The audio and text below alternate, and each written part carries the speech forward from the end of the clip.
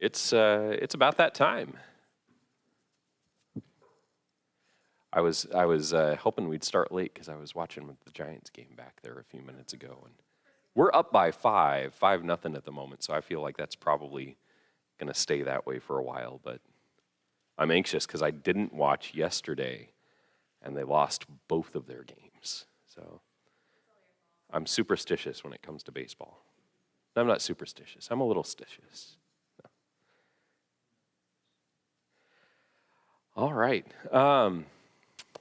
We're going to pick up in Genesis chapter 43. And as we're going through it, if you have any questions, feel free to stop me. I know that sometimes I get steamrolling, and I'd be happy to answer any questions that we may have as we go through this.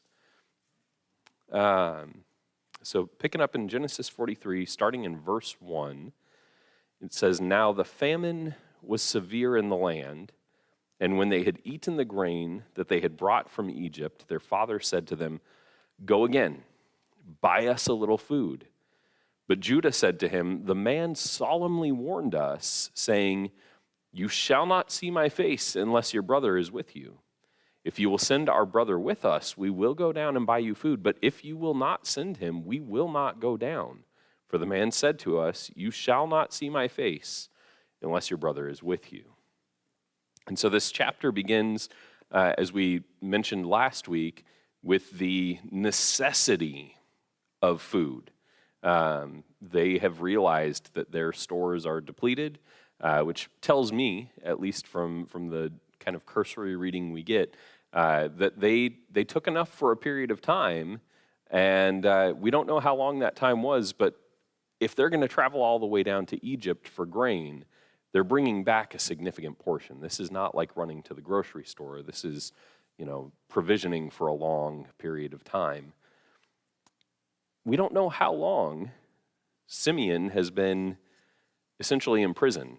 We also were never told what his conditions were like there. I would imagine that Joseph did not put him in like the deep, dark dungeon, but maybe as a little bit of revenge, he spent a little bit of time in the deep, dark dungeon. We don't know.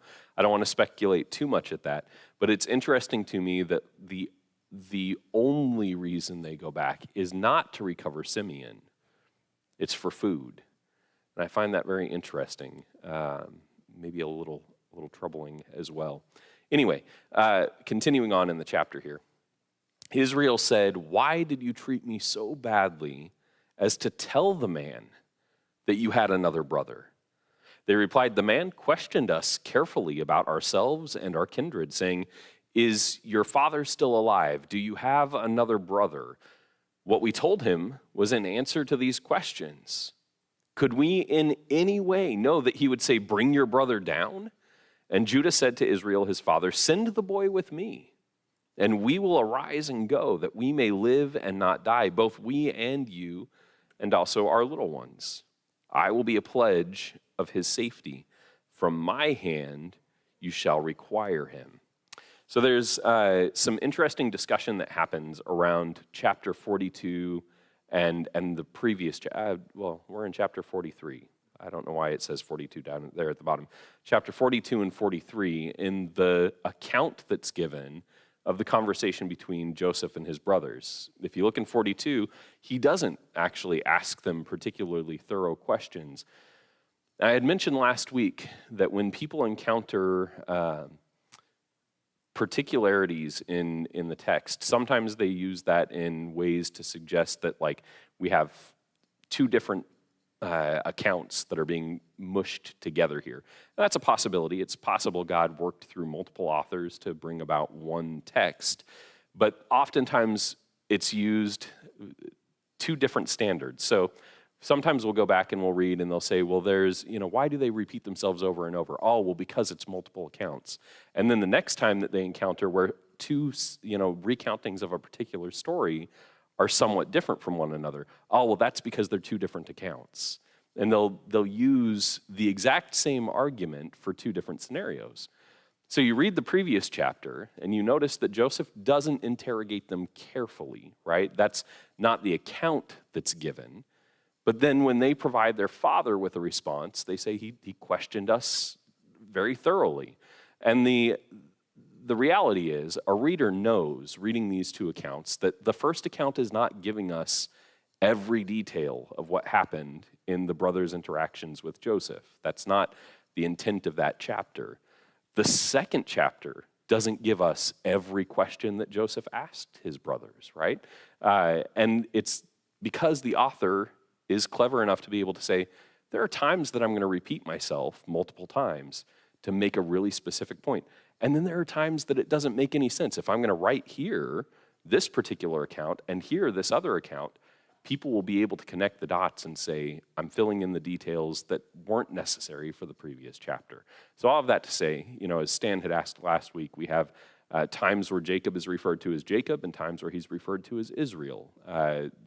Popular theory is that that's because they're two different accounts that have been smushed together. Well, not necessarily. The author could be simply working from the perspective that sometimes he was called Jacob and sometimes he was called Israel. In the same way, when the author of Genesis repeats himself word for word, he might be trying to make a pretty specific point.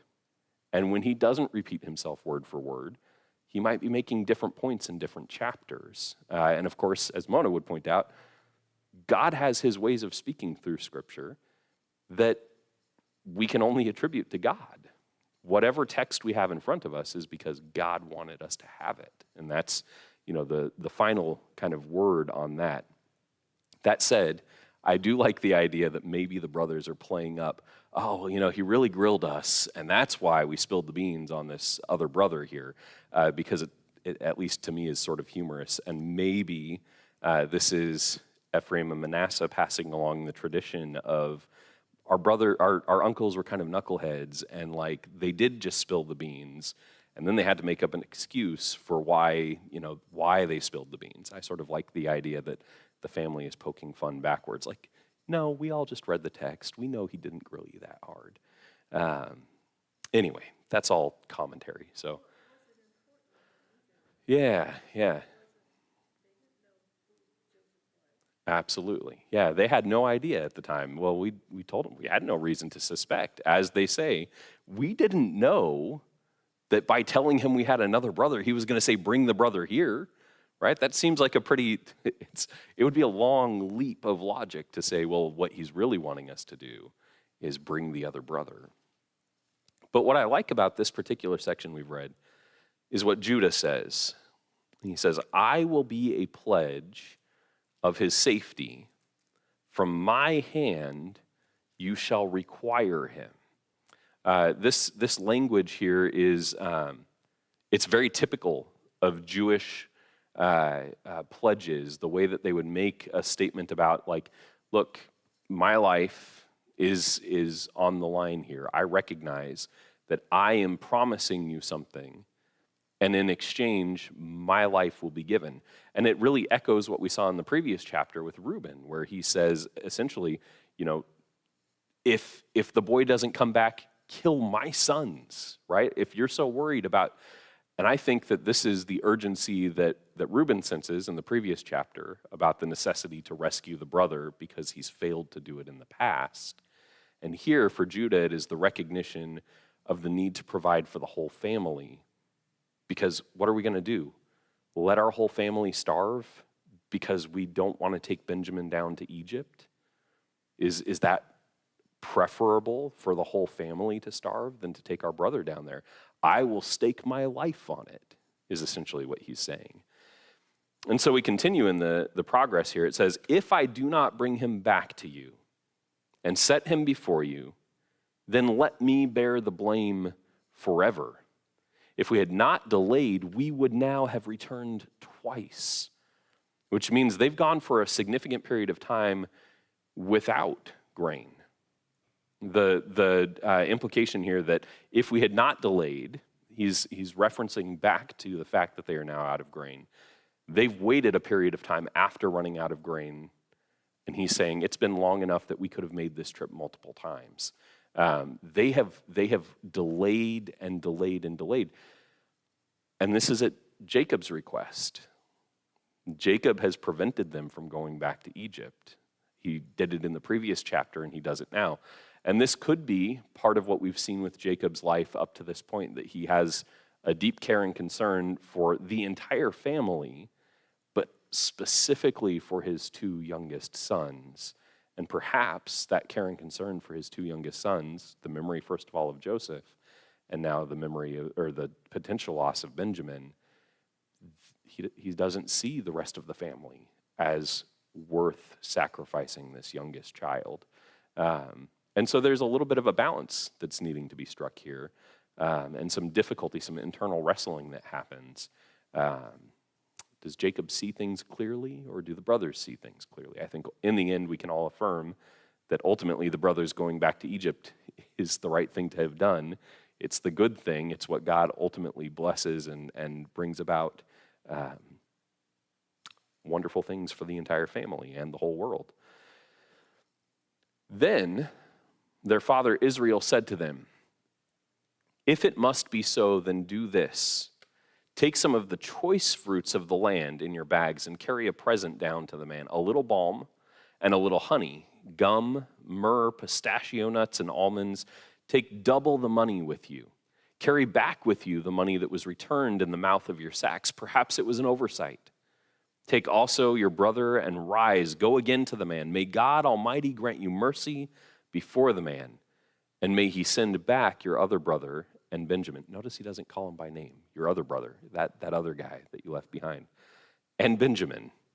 And as for me, if I am bereaved of my children, I am bereaved." So he doesn't actually take either Reuben or Judah up on this. He doesn't say, "I'm going to hold you accountable for it," right? Both of them were willing to stake something precious to themselves in going back to recover their brother.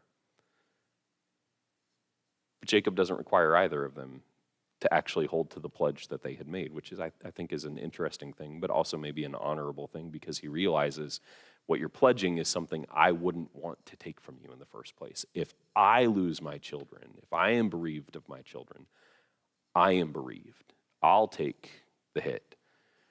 Previous chapter, he was very angry about that idea, but here he has had time to ruminate on it and think about it. There's a statement that's made in here that I thought was really interesting. This choice fruits of the land in your bags. So we have, some of these items that are listed here are pretty well known to us, and they're going to appear multiple times, specifically that honey. I was reading through this whole passage, and I realized that the word for honey can also mean grape syrup. It can be like the concentrate for wine. They would have this thick syrup that they would dilute for the purpose of making wine for an entire group of people. It can also be fig syrup. And so when we read honey in the entirety of the Old Testament, it can be bees' honey, as it is with Samson and the lion where he takes a honeycomb out. But the Hebrews did not practice, is it apiary, where they care for bees and raise them for honey. But they did have kind of a distilling process to create syrups from figs and grapes and things like that. But that choice fruits was a really interesting word, because I've encountered it elsewhere, but I'd not encountered it here in Genesis before. The word is zimra, and it means song, melody, praise, or strength. And I started wondering why it would be labeled as choice fruits. It's because this word could also mean it's the thing the other countries sing about us. It's when they sing our praises, they sing about these things. So when they sing the praises of the promised land, they sing about our honey, our gum, our myrrh, our pistachio nuts, our balm, our almonds, and we're going to take to them the best stuff we have, because we recognize we're in a position where if we don't take to them the best we have, you're probably all dead, right? This is Jacob's thought. I don't think Jacob thinks any of them are coming back unless they just lavish this man with praises. Now, it's not lost on most of us, I think, that we read this and we see that it's a bunch of food. So they're not completely destitute. They have food, but they're taking him the choice fruits. This might actually also be the same sort of idea of giving God the first fruits, the things that are of the greatest value. And for them, they may not have a lot of this stuff, but this is the best they have to give. And they're going to take it down to Joseph, the man who is in charge of the entire land, and give it to him. It is a praise to him. It's a song to him. These things that they're offering to him, they are essentially, I don't want to stress it as worship, but they're going to go and humble themselves to the point where if there were a man who was going to be worshiped in this moment, that's the language they're using. And Jacob is telling them, look, you go and you prostrate yourself before him. The kinds of things that in our land are like praise, you're going to take to him. That suddenly elevates Joseph in a pretty big way. And of course, we start thinking about the dreams that we've encountered before. And immediately as we arrive at the remainder of this chapter, what we're going to see is that they are going to elevate Joseph, and they are going to fulfill the dreams that he's had. And so I want us to think about this. Already Jacob has essentially verbally prostrated himself before Joseph, even if he hasn't done it in person yet, by sending this praise, these choice fruits, the best, the strength of the land. He is bowing before him. So the men took the present, and they took double the money with them and Benjamin. They arose and went down to Egypt and stood before Joseph. When Joseph saw Benjamin with them, he said to the steward of his house, bring the men into the house and slaughter an animal and make ready, for the men are to dine with me at noon. The man did as Joseph told him and brought the men to Joseph's house. And the men were afraid because they were brought to Joseph's house. And they said, it is because of the money which was replaced in our sacks the first time that we are brought in, so that they may assault us and fall upon us to make us servants and seize our donkeys. Now listen to that language. It is because of the money that he may assault us and fall upon us to make us servants and seize our donkeys. Okay? This is the worst possible outcome, and it's about to happen. Now, who made Joseph a servant? Josh is going to answer. He's nodding his head. Who made Joseph a servant in this story up to this point? Who made him? The brothers. They're responsible for his servitude, right? They also treated him in the way of a beast, right? A beast of burden. They essentially made him a mule. They sold him in the way that you would sell cattle, essentially. You know what's funny? We never find out what they did with the money they got for him, which I think is very interesting. They don't specify that in any way. Yeah, maybe now they're buying bread with it, right? So you made a little profit off of me, but I'm going to get it right back. So they have this suspicion that like, oh, we're going to be made servants, slaves. We're going to be treated like our beasts will be treated poorly. And of course, as we continue in the chapter, what we end up seeing is that anything but that happens. So they went up to the steward of Joseph's house and spoke with him at the door of the house and said, "Oh, my lord, we came down the first time to buy food, and when we came to the lodging place, we opened our sacks, and there was each man's money in the mouth of his sack, our money in full weight. So we have brought it again with us, and we have brought other money down with us to buy food. We do not know who put our money in our sacks." Right? So like up front, we're being really clear. We don't know how this happened. It's all just a big mess. It's confusing. We realize now this was not just good fortune that money happened to be there. We want to pay you for the things we already took. And I love what he says, "Peace to you. Do not be afraid. Your God and the God of your father has put treasure in your sacks for you. I received your money." This is the steward of the house, right? He's saying, I received your money.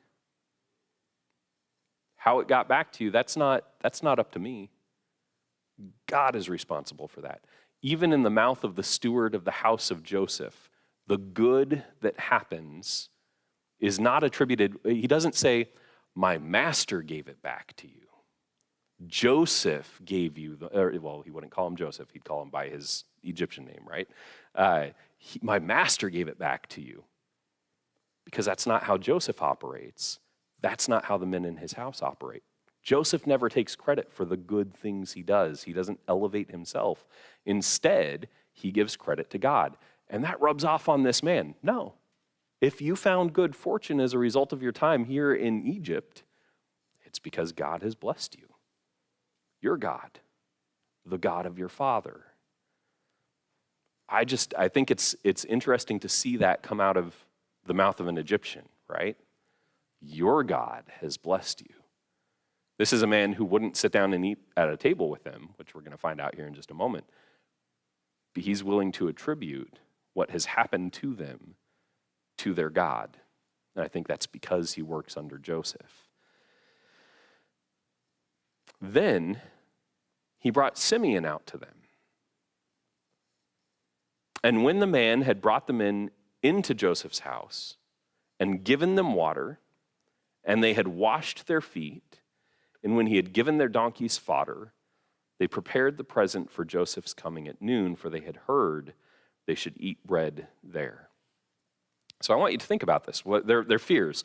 We're going to be made slaves, servants in his household, and they're going to steal our donkeys. This is the way it's going to work because that's what we deserve, right? Apparently that's the kind of guys we are. And although we didn't steal the money and we're not spies, this is what we've reaped for ourselves. We saw in the previous chapter, they pointed it and they say, this is all because we let the boy die. We gave him off in slavery, right? His blood is on our hands. This is why all of this is coming to pass. And yet, what they find is that they're treated as honored guests, right? You think forward to the idea of foot washing in the New Testament, and Peter's objection to Jesus washing his feet isn't, I don't want you touching my feet, feet are gross. It's, you cannot wash my feet. That's an inversion of the way that it's supposed to be. The master doesn't wash the servant's feet. The servant washes the master's feet. That's his objection. And here, the steward of the house, the servants of the master's house, the man, the second in command of all of Egypt, has their feet washed, which elevates them far above servitude. And they don't steal the donkeys, they feed them and care for them. And now we have this, they should eat bread. Now when we read that they should eat bread, that specific statement, they should eat bread, it's feast language. I think we had talked about this with Melchizedek. When Melchizedek is said to bring out bread and wine, it's not just that he brings a loaf of bread and a bottle of wine, right? The idea is the imagery of feast. It's this big picture that's offered. And so it's likely, they know we're going to be here for a banquet. This is going to be a big deal. It says, when Joseph came home, they brought into the house to him the present that they had with them and bowed down to him to the ground. And he inquired about their welfare and said, is your father well? The old man of whom you spoke, is he still alive? Your servant, our father, is well. He is still alive. And they bowed their heads and prostrated themselves. Now they're calling Jacob his servant, right? This language that they use. They've called themselves his servant up to this point, but now they're calling Jacob his servant as well. This is that fulfillment of the dream that he's had. The gift that's offered by Jacob to this man that he, as far as he knows, has never met, but has humbled himself before him by sending the choice fruits, the praise of the land, the song, the melody of Israel, right? And the children bow down before him, the brothers bow down before him. And he lifted up his eyes and saw his brother Benjamin, his mother's son, and said, is this your youngest brother, of whom you spoke to me? God be gracious to you, my son. Then Joseph hurried out, for his compassion grew warm for his brother, and he sought a place to weep, and he entered his chamber and wept there. Then he washed his face and came out, and controlling himself, he said, serve the food. So I have a question for you guys. That statement, in my text, it says, his compassion grew warm for his brother. What do your translations say there?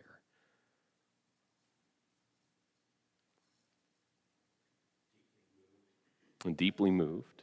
Yeah, deeply moved. Anyone have another translation of that? Deeply stirred. That's a really good question. So we don't. Yeah, so there's a good chance that Benjamin, when he looks at him and he calls him my son, or he's referred to as the boy, it's more like an affectation calling him the boy. It's more of a recognition of the youngest, because in order for him to have been born before Joseph, leaves for Egypt, he couldn't be more than 20 some odd years. And so he's probably about 20, 21 years old. So he would be very young compared to the rest of the brothers, but he's not a child, right? Which is very interesting that it's still up to his father whether or not he gets to go to Egypt. Like, we don't see Benjamin stepping up and saying, no, I'm going to go. But that's the patriarchal society, right? That the father is the one who's going to make the decisions for the family. It's why the other brothers don't say, no, we're going, Dad. When Dad says no, you don't go. Even if it's for the worst for your own children. In fact, there's some language that happens in there that when Judah is responding to his father, and he says, let us go down there for us and for you and for our children, right? He's placing even his father above his own children. Sorry, I'm getting on a little tangent there. But yeah, he's probably in his early 20s or late teens it have to be his early 20s. Yeah, I don't know that he could be any, because you have the 14 years, right, of prison and service under Potiphar, and then you have the 7 years of good. Yeah, so he's got to be in his mid-20s at this point. So yeah, not a young boy, but the youngest of the brothers. So that compassion grew warm for his brother. This was another one of those that I found really interesting. In fact, sorry, I went backward instead of forward. Here we go. The Hebrew for this is Nikameru Rahamav, and it means tenderness gathered up. Actually, one of the most literal translations of it is that his compassion was balled up inside of himself. And I think that was pretty close to what Josh's, Stan's was to be twisted up, I think you said, or deeply stirred. So there's the idea of like a physical, like a gut-wrenching sort of thing, but instead of sick to his stomach, it's this stirring of deep compassion. It's a movement within him, a physical change that represents his emotional change. Yeah. Yeah, he is not an emotionless individual. He's not one of those people. Sometimes a person rises to power and they become cold and distant to situations around them.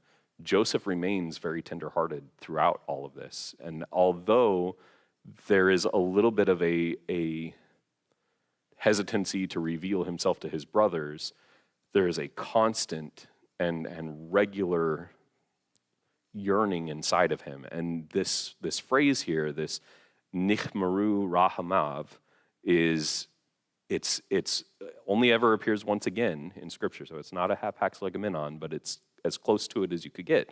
In 1 Kings 3, verse 26, this same phrase is used, and I'll share it up here with you. It's actually a story we all know. It's the story of the two women and the infant and Solomon.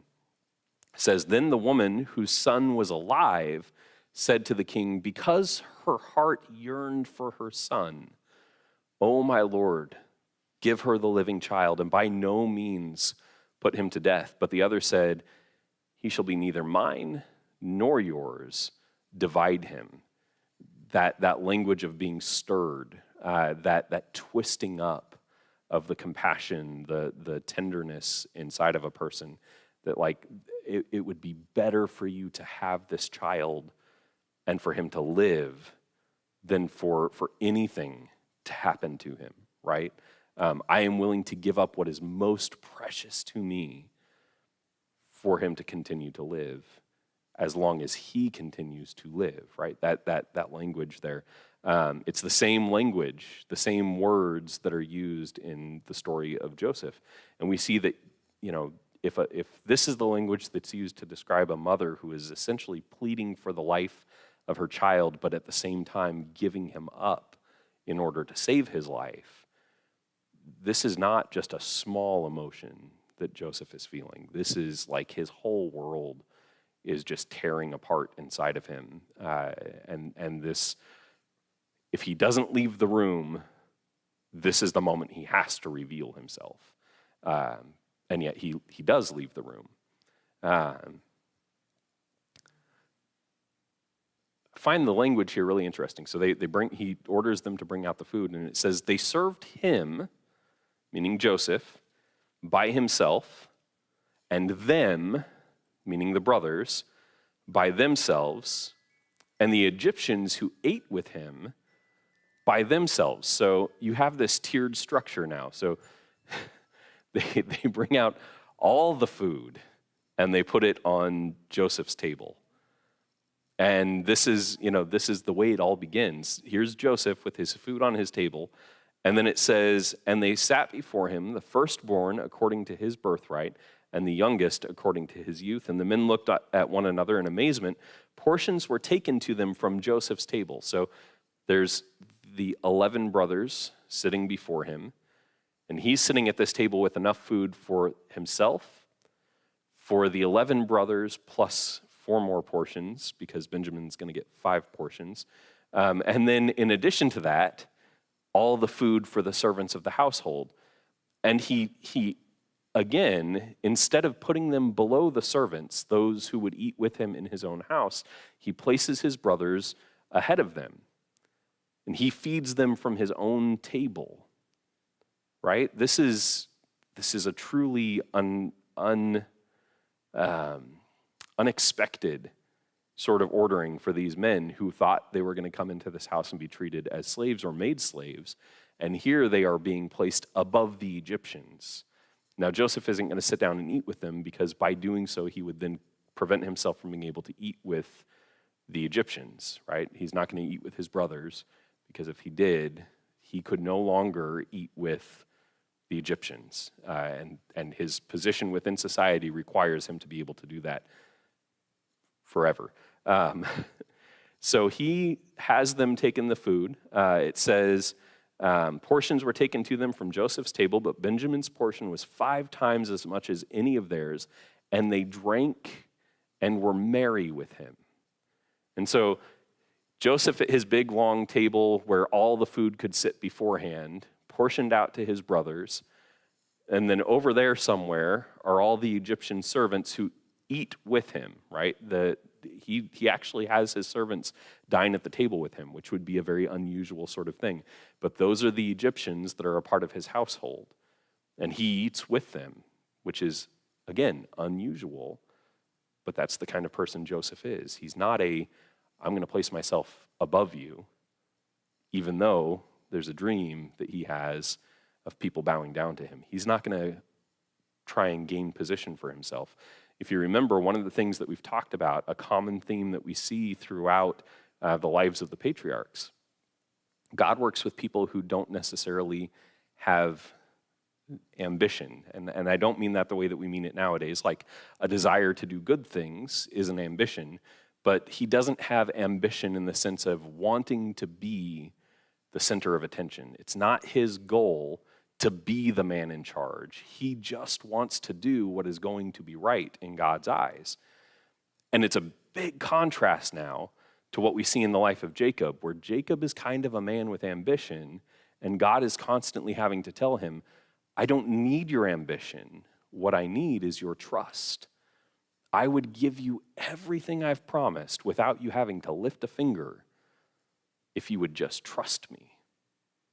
And the reason God chooses Abraham is not because Abraham is a man of ambition. It's because Abraham's only real ambition is to have a child.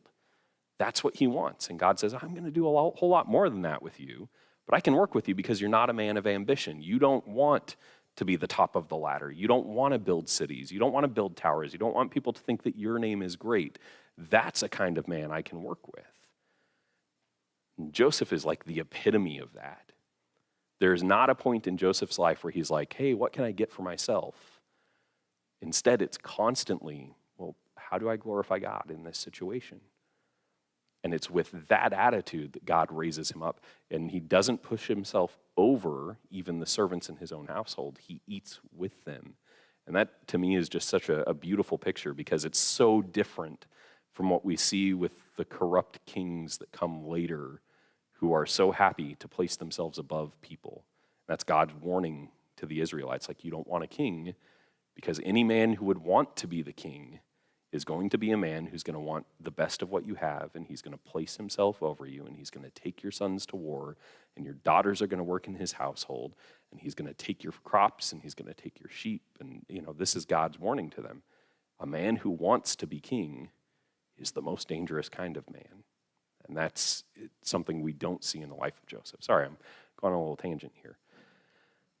So we wrap up this chapter where these men who have been terrified for maybe years of returning to the household of Joseph, who come with the suspicion that they're going to be made slaves, who are positive that the only valuable property that they've brought with them is going to be ransacked and taken for whatever purpose, drink with him. And they're merry, they're joyful. It's an occasion of celebration, and they don't know why they're celebrating because they haven't been sent home yet, right? As far as they know, yeah, okay, you brought our brother out to us, but how do we know you're not just going to throw us in the cells the next morning? Because everything Joseph up to this point has done has assured them that he's not the kind of man they thought he was. And that's difficult until they get there to really understand, because everyone who's ever had power over them in their lives has kind of just sort of used them to some extent or another, including one another. So we'll dip into chapter 44 here. It says, then he commanded the steward of his house, fill the men's sacks with food as much as they can carry. Right? This is lavish because as much as they can carry is going to be a whole lot. It's amazing how much food you can carry when you're starving. You are prepared to carry a lot of food. And put each man's money in the mouth of his sack, and put my cup, the silver cup, in the mouth of the sack of the youngest with his money for the grain. And he did as Joseph told him. As soon as the morning was light, the men were sent away with their donkeys. They had gone only a short distance from the city. Now Joseph said to his steward, up, follow, not follow, follow after the men, and when you overtake them, say to them, why have you repaid evil for good? Is it not from this that my Lord drinks, and by this that he practices divination? You have done evil in doing this. Now, I don't know about you. I've read this over and over and over again, and I've never noticed that, Joseph tells this man to tell his brothers that he practices divination, which is really kind of humorous because specifically he says to the Pharaoh, I'm not the one who interprets dreams. God interprets dreams. So he's kind of playing into their expectations by this deception that he pulls on them. And I kind of wondered about that. What is he trying to do here? Now, it's not words coming out of his mouth, but it's words he's given to someone else.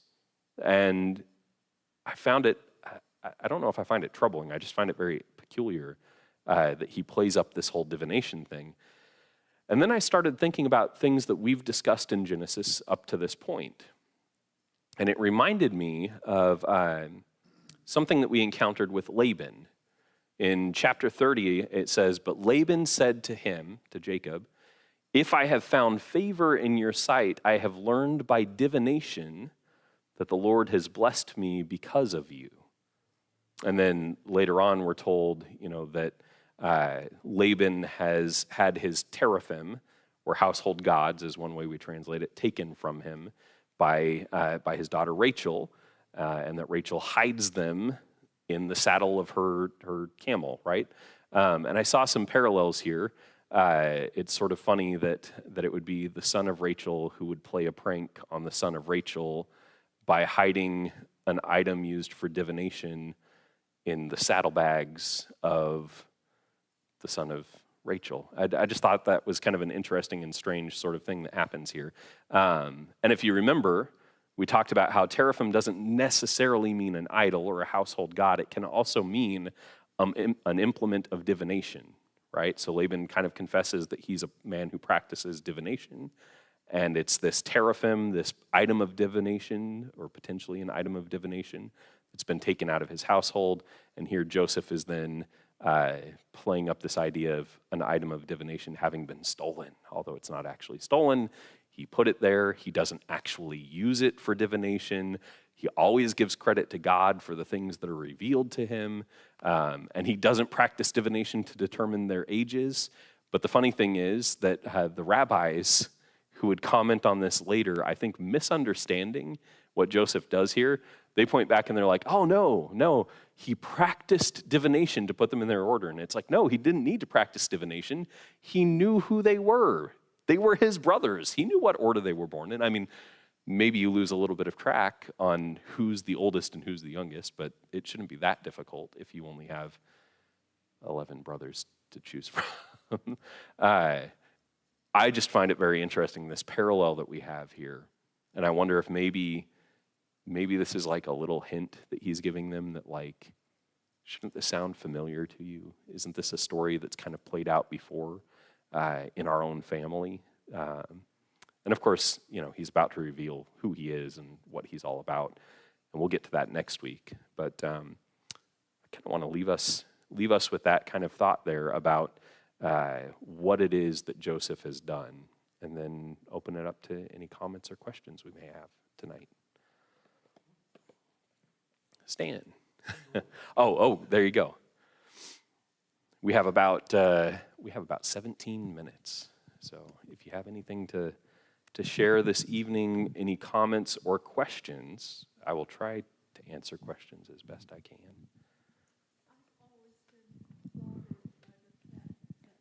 I don't understand it, by the fact that Jacob gave Joseph and Benjamin so much of his love and attention, and not the others. Yeah. And then Joseph gives Benjamin the same thing. And I haven't ever quite understood this. I think that's kind of an interesting thing. And actually, I had thought about including some commentary on that this evening. One of the things that is brought up a couple of times is that the unusual favor that he shows to Benjamin, sometimes we interpret that as him showing that favor. But I read a couple of places where people said that there is the possibility that what he's doing is seeing how the brothers will respond to Benjamin being put in that favored position. Amongst themselves when they go back home. Yeah, absolutely.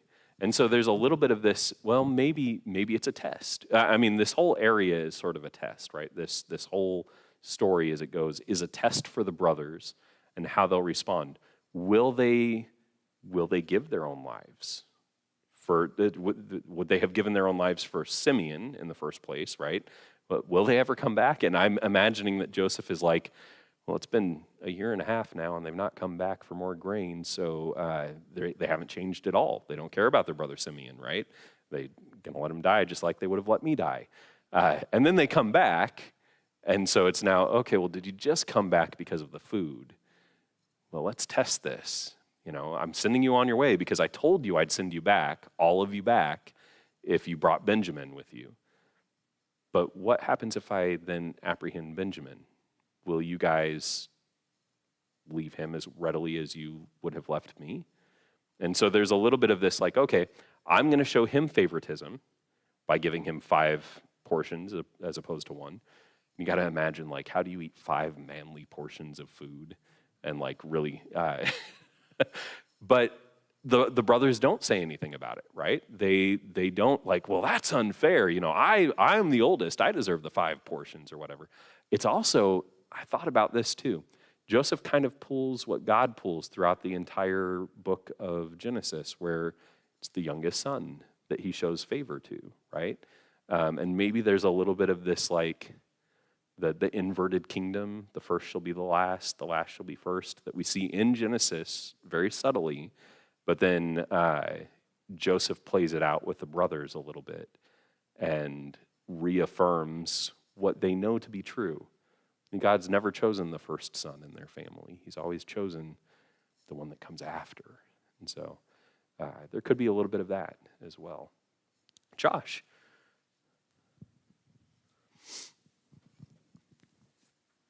Come on, hustle, stand. It's amazing how far away 4 pews can be, right? Yeah. Do you kind of see this as a test for Joseph as well?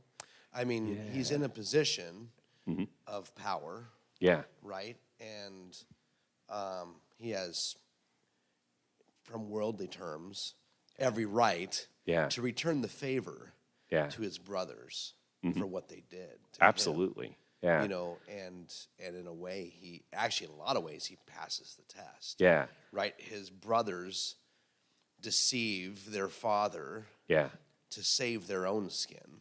Mm-hmm. He's also deceiving his brothers. Yeah.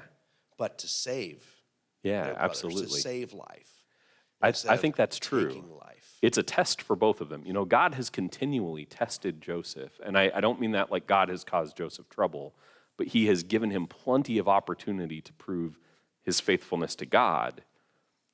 But now he's giving him the opportunity to prove his faithfulness to his brothers, right? Now, and we think about the 2 greatest commands, love the Lord your God with all your heart. Joseph passes that test with flying colors.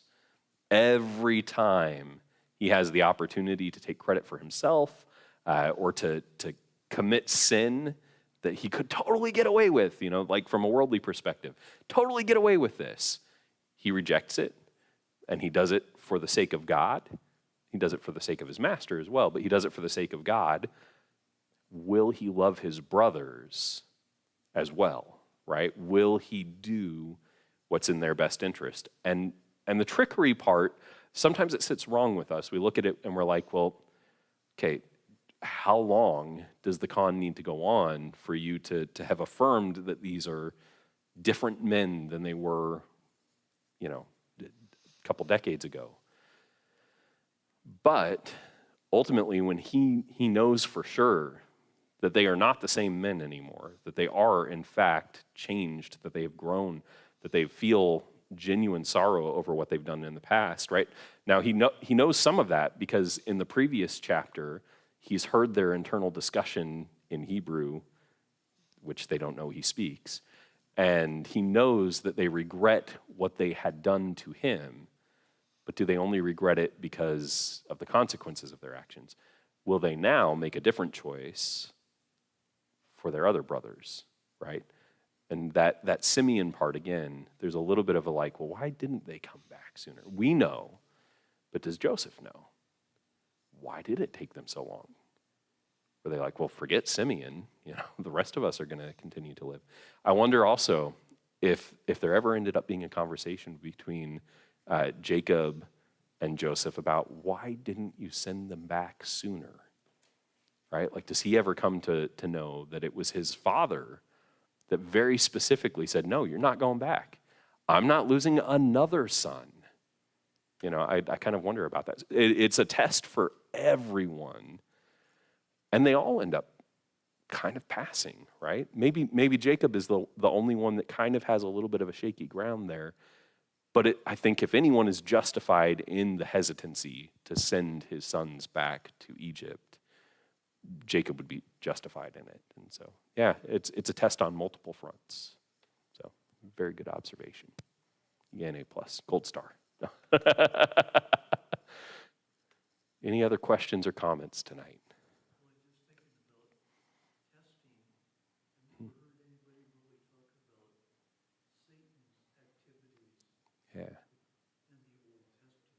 Hmm.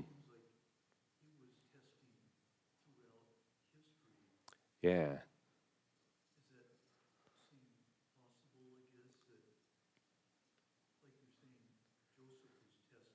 Yeah.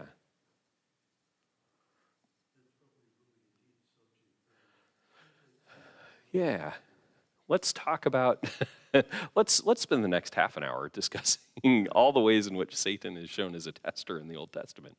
Um, the interesting thing about it is we do see multiple times where, for example, Saul is said to have an evil spirit, which is a really difficult translation. That is the literal wording. Saul has an evil spirit. And sometimes we equate that with a demon has possessed Saul. It's not quite the way it works. That's not the suggestion of the text.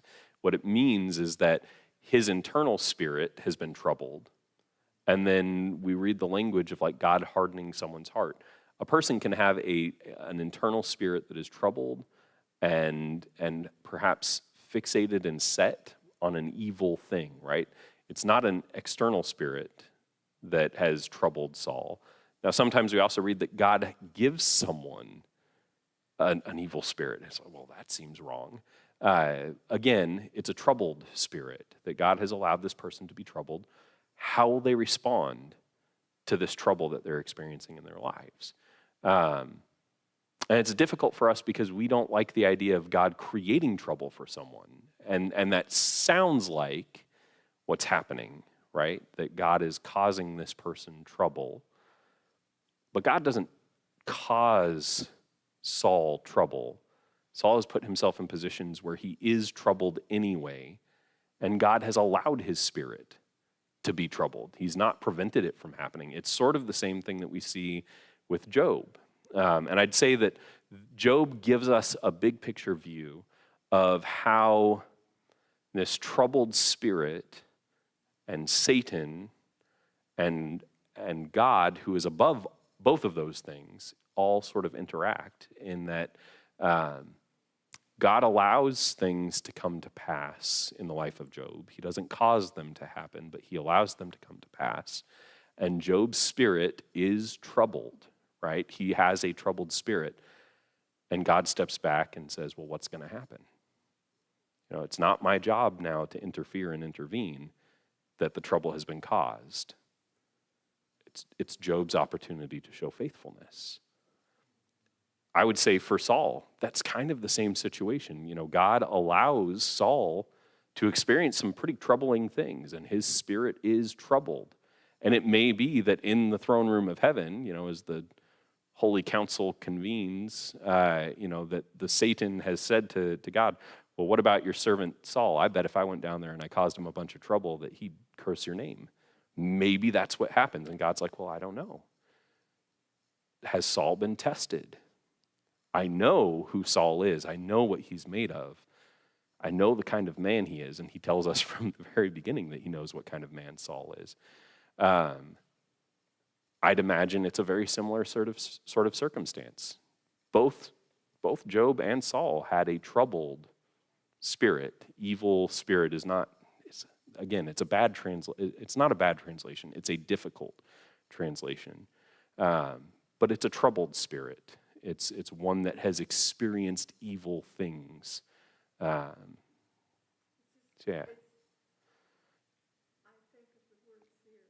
Yeah. There's a fear. Mm-hmm. Yeah, yeah. Yeah. And sometimes we do a very rigid translation of something, and in English it doesn't make a whole lot of sense, like the word fear, because we only generally use fear in a very negative connotation. Mona, you had a comment. Yeah, yeah.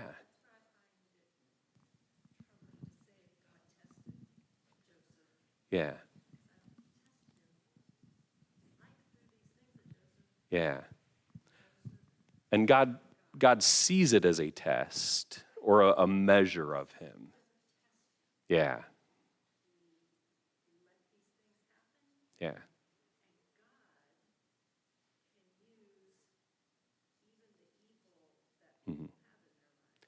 Yeah.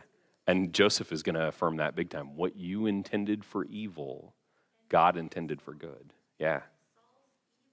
Yeah. Absolutely. For better or worse.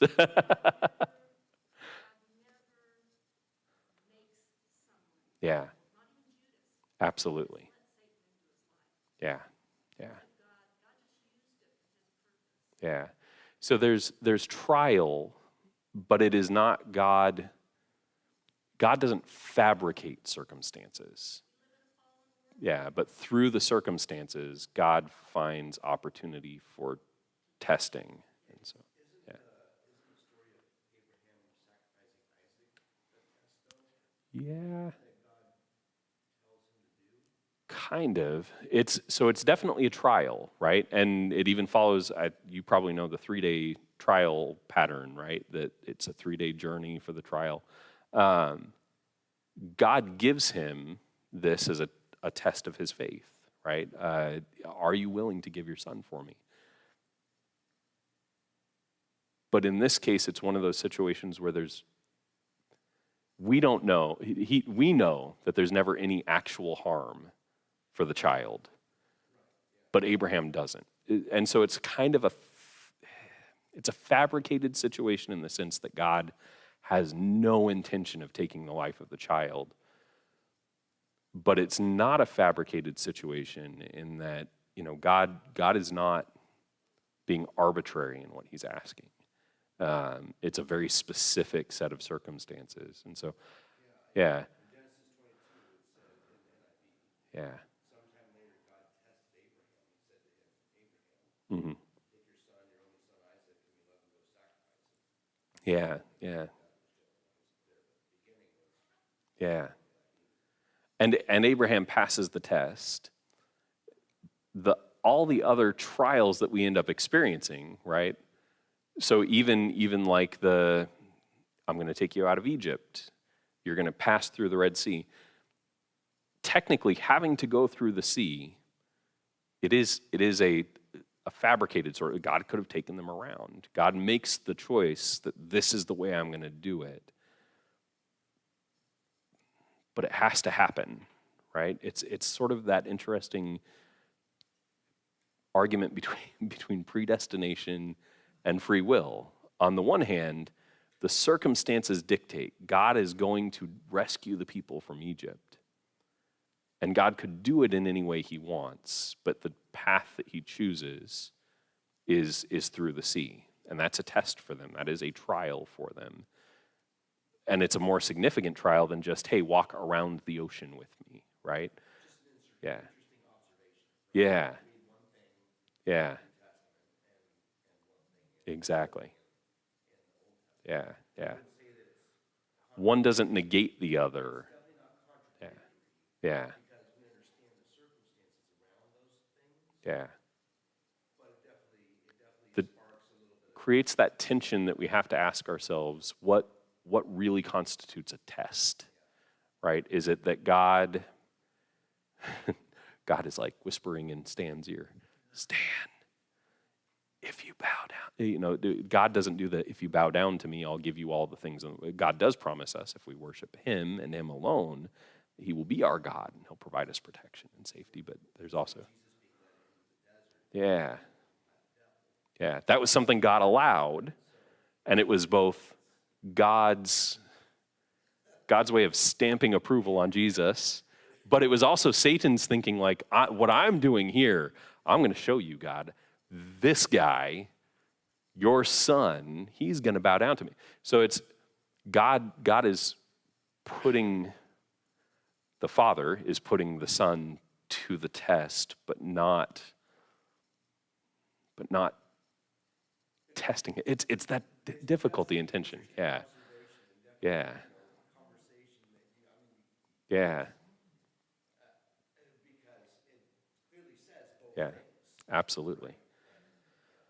And you think about even the tree of knowledge of good and evil and the tree of life, right? That to some extent that is a test. Anything that would be a temptation is a test to us. The question is, Am I going to follow God even if the end of the result or end result is not what I would have chosen were it not to follow God? I think I worded that the way I intended. In all of those cases, you have the fruit of the tree, and God says, don't eat it. That is my expectation of you. Eating it is a test. Not eating it is a test. It's a pass-fail system. When God says to Abraham, I want your son. Take him up on the mountain and offer him to me. His willingness to do it is the opposite of eating the fruit. What he wants, he doesn't take. And instead, what he doesn't want, he's willing to do. And that's, kind of a mirror image, right? Like, on the one hand, give something up. That's the thing I'm asking you to do, not just don't eat it, but actually give up the thing I promised you. It's a test, but the compliance with the test has It's also, yeah, that story in particular is also a mirroring of yeah, what he was willing and survive. in kind of a twisted way. God said, are you going to do the same thing to this son? Yeah, there's a little bit of that. Yeah, and then also his one aspiration in life, to have a child, to have a son. Are you willing to give up the one thing you aspired to be my follower? And but that's still, we wrestle with that tension of like, God doesn't test us, but he also does test us. Maybe it's actually, in some ways, God uses those things which we test ourselves with. I'd be curious to see how that word is translated, right? Yeah. In Genesis, in Hebrew, maybe a different word than what the word test in the New Testament talks about. Yeah. Yeah. So I'm curious to see what that is.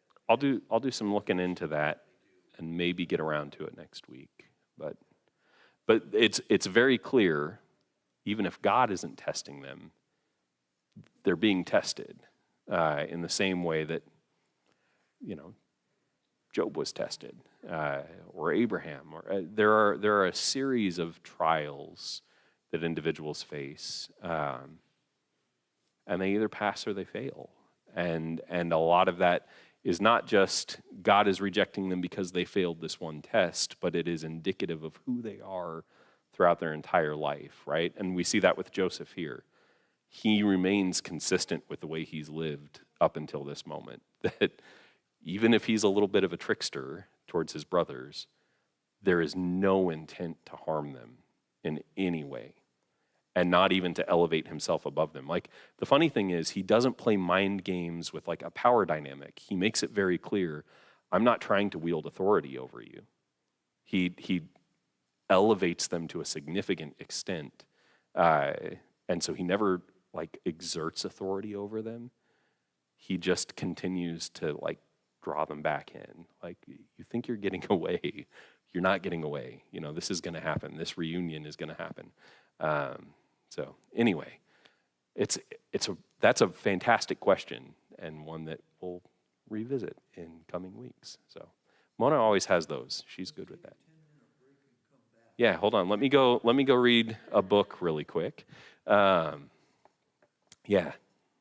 But those are the sorts of questions. So one of the things I'll bring up before we wrap up, 6 minutes late, one of the things that we do find in Scripture is that, and I've mentioned this before, Scripture often balances itself out in ways that are very interesting. So I've mentioned before, you have the book of Nehemiah that essentially is Nehemiah telling all of the priestly men, put away your Moabite wives. We don't have any men in our entire nation who are qualified to serve in the temple because all of the Levites are married to Moabite women. Put away your Moabite wives. What he literally tells them. And when they do, he's happy. And when he comes back and finds that many of them have taken their Moabite wives back, he's very upset about it, because a Levite man cannot serve in the temple if he is married to a woman who is not a Jew. And so, the temple system that they're so excited about, we just rebuilt this magnificent temple and we don't have any Levites to go serve in it. Maybe that's why God's, spirit never descends on this temple. And then someone turns around and says, hey, all you other Jews who are now divorcing your Moabite wives because Nehemiah told the Levite men to divorce their Moabite wives, let me tell you a story. And sits down and writes the book of Ruth, which is a story about a Moabite woman who becomes the great-grandmother of the king that everyone loves. And God says through the book of Ruth, righteous things can happen between a marriage, or out of a marriage between a Moabite and a Jewish person. I don't need every one of you to divorce your Moabite wives. Just need some Levites who can serve in the temple.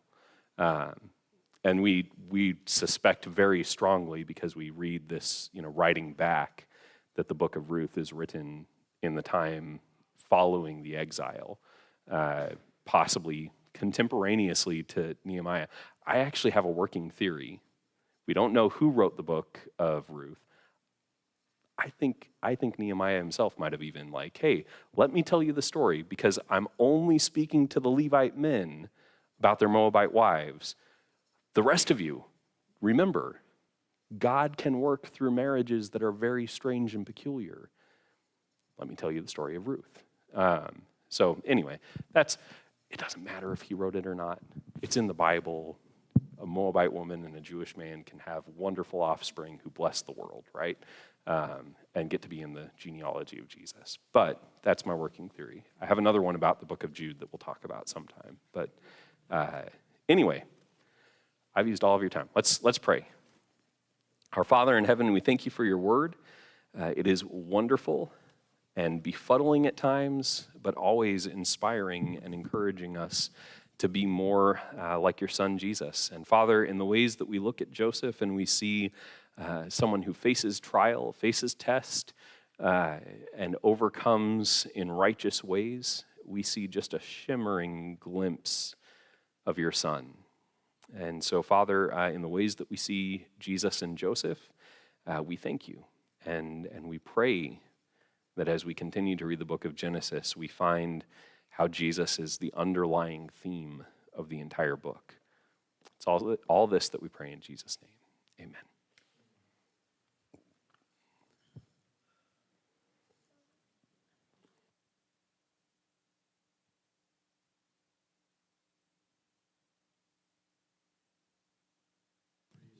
Oh, yeah, I'll pop them on the charger back.